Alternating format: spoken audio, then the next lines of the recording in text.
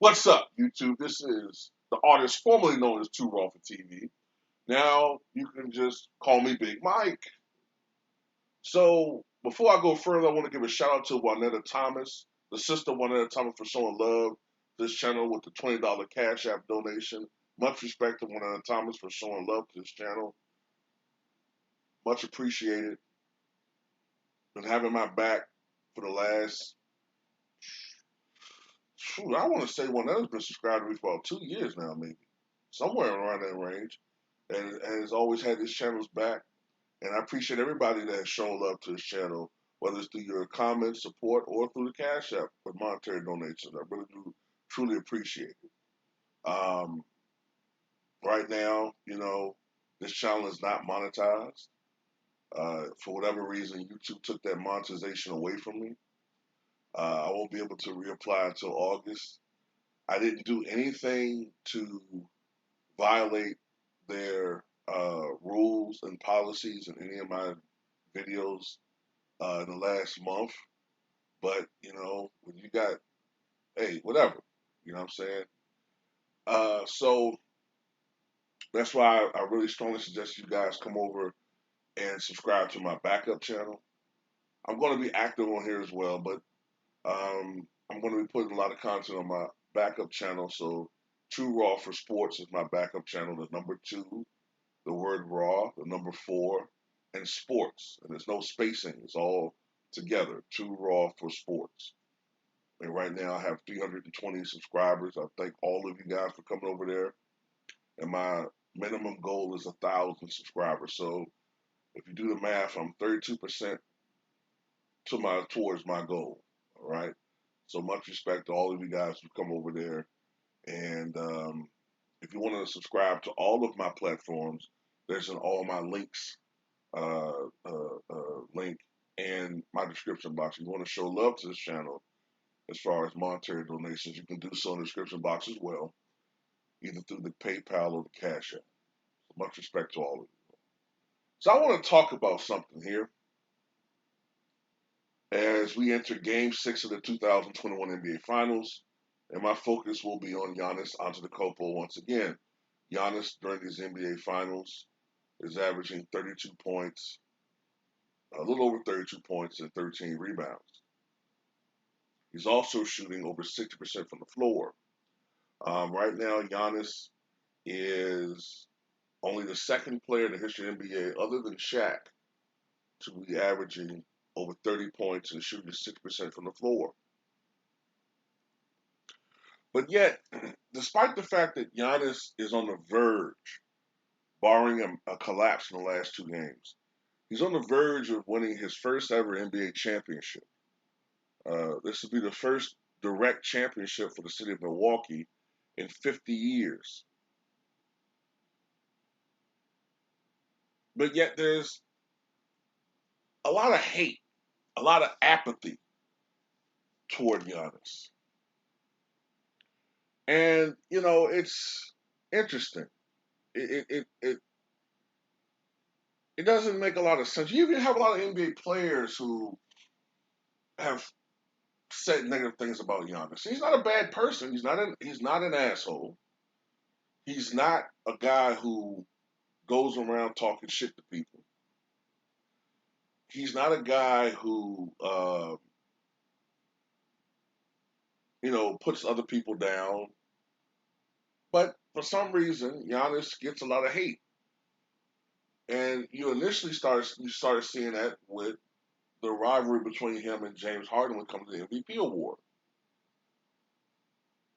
With Harden saying that Giannis really didn't have any skill and that he's just 7 feet tall and that he can dunk. If height was everything, then the greatest players in history of this league would have been guys like Sean Bradley and Manute Bol and George Mirasan.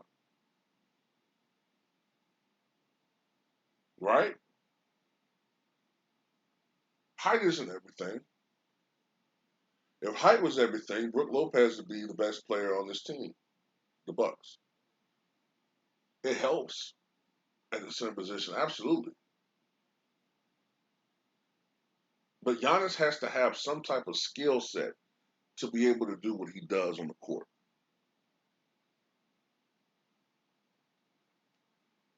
Now, there's an agenda where people want to say, Chris Middleton is underrated. Chris Middleton.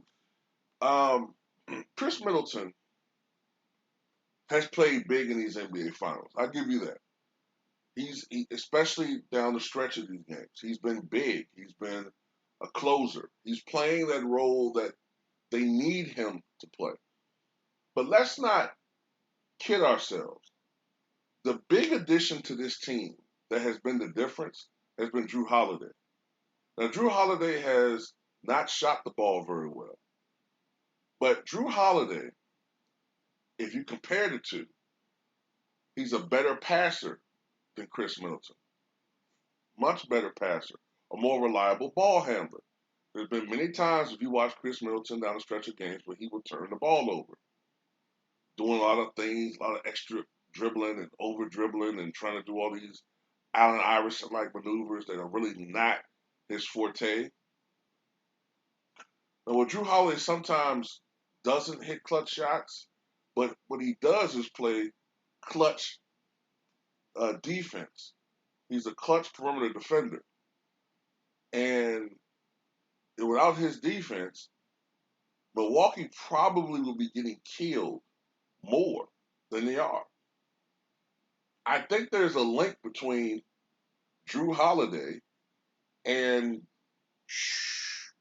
Chris Paul being very, very quiet the last 3 games. But nobody points that out because the media, they always want to divide and conquer. Because Chris Middleton's Batman and Giannis is Robin. Yeah, I said it. I also said Aiton is the new David Robinson.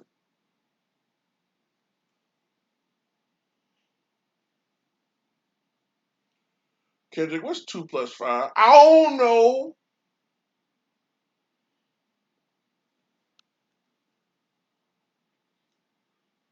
But look,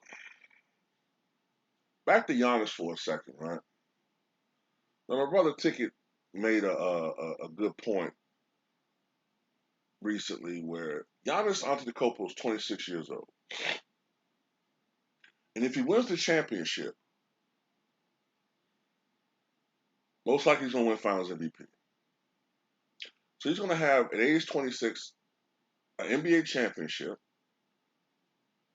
And it's not going to be like a championship where he's part of a tandem on a team that's already won a lot of championships, and that's part of their culture. We're talking about him bringing a championship to the city of Milwaukee. Milwaukee. I mean, let's think about this for a second. This is a town that if you don't include the Packers, this is a team, a city that has really only had what the Milwaukee Brewers, formerly the Milwaukee Braves, and the Bucks. And since the late '70s, what have they really had in the city? I mean, you've had some stars. You've had Sidney Moncrief. You've had Paul Pressey, Jack Sigma, Terry Cummings when he was at his best. Uh, you've had Glenn Robinson and Vin Baker. You had Michael Redd. You're talking about baseball. You've had Paul Molitor. You've had what's his name? Robin Yount. You've had Gorman Thomas. You've had some players, but as far as Cecil Cooper, but as far as championships, we haven't seen that in a long, long time. So if Giannis helps to deliver a championship to this city, it means a lot, in my opinion. A lot. It will put him sort of in the same situation with Dirk, but even more impactful in some ways because Dirk had played with Dallas for about a little over a decade when he won a championship. Giannis has been playing for 8 years But Milwaukee is just now getting to that status where people are finally taking this team seriously. I've been on this channel trying to force people for 3 years to take the Bucks seriously, and they just would not do it.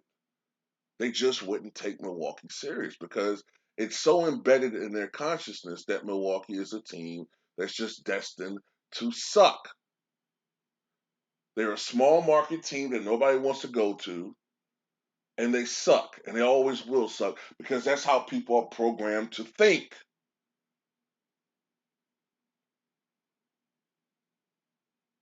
The only reason why the Spurs got any type of acknowledgement is because of their continued excellence.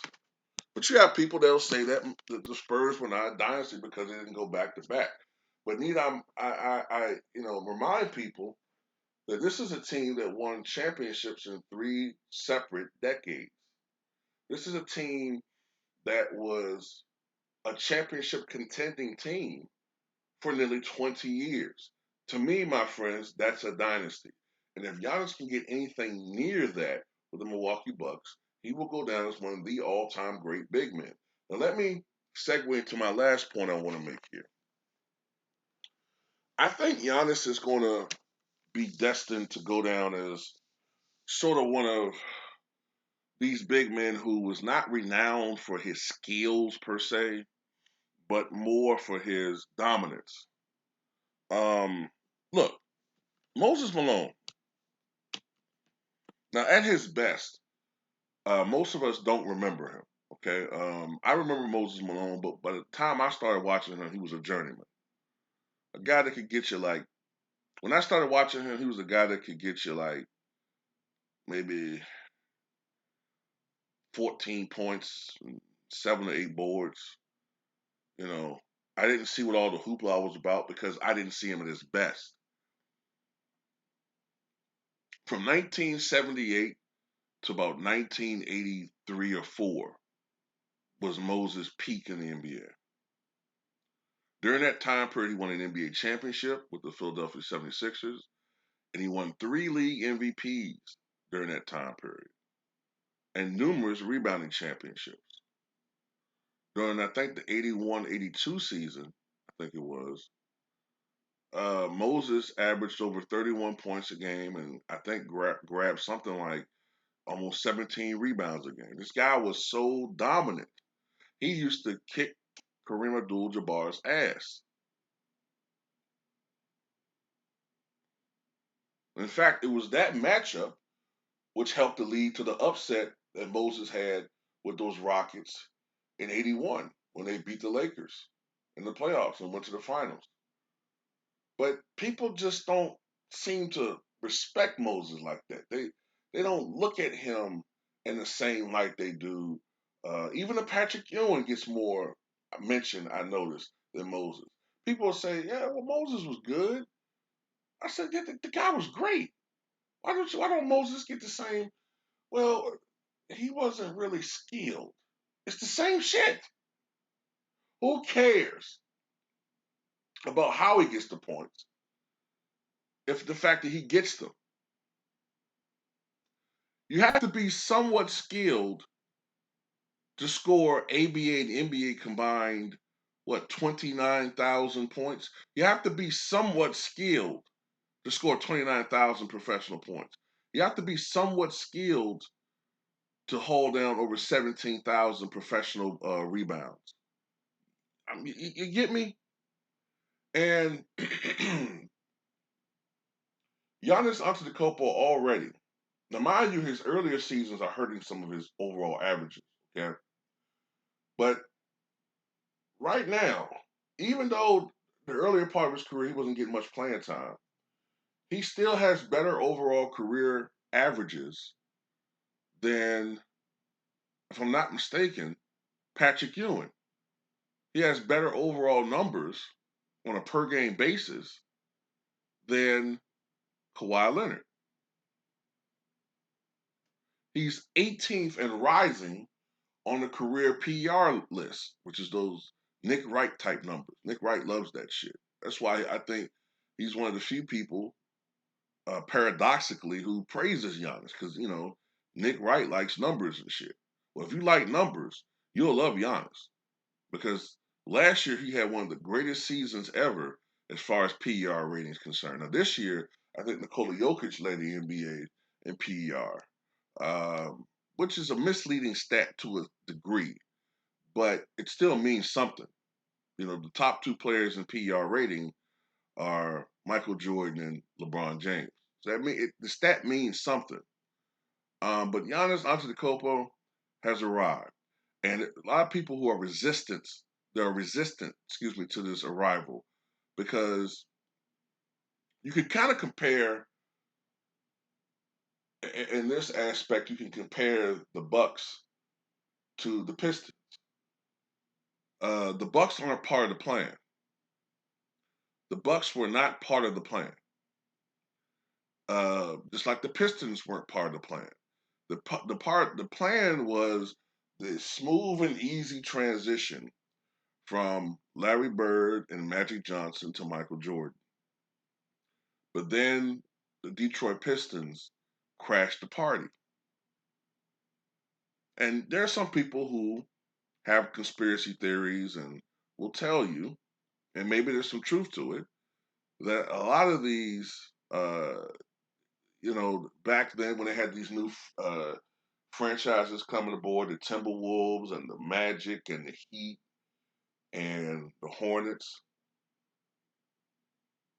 that David Stern and the league used that, what is it called, dispersal draft? I forget the name of the draft, where you have to take the talent pool for some other teams and put them on these new teams. It's kind of amazing that, a lot of those Detroit Pistons players were taken from that team, and like John Sally, for instance, and he went to Miami. They broke up that team. But anyway, the point being is that Milwaukee, I'm not saying it's a league conspiracy this time, but it's a media conspiracy at the very least. They don't like this team. Like I said before, these guys don't want to go to Milwaukee all the damn time. They want to go to LA. They want to go to Miami. They want to go to New York. It serves different purposes. There are big major markets with a lot of fans, and these media guys, they want to go to these cities. They want to chill. They want to go and visit the beautiful women and escorts and the beautiful scenery and the beaches. That's where they want to go. In their minds, they don't want to go to Milwaukee. They've even told you this. They've told you this out their own mouths. So let's just recognize the real here and what the situation is. They don't really want the Bucks to be the face of the NBA.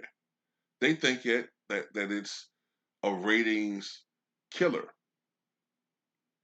They think that it's for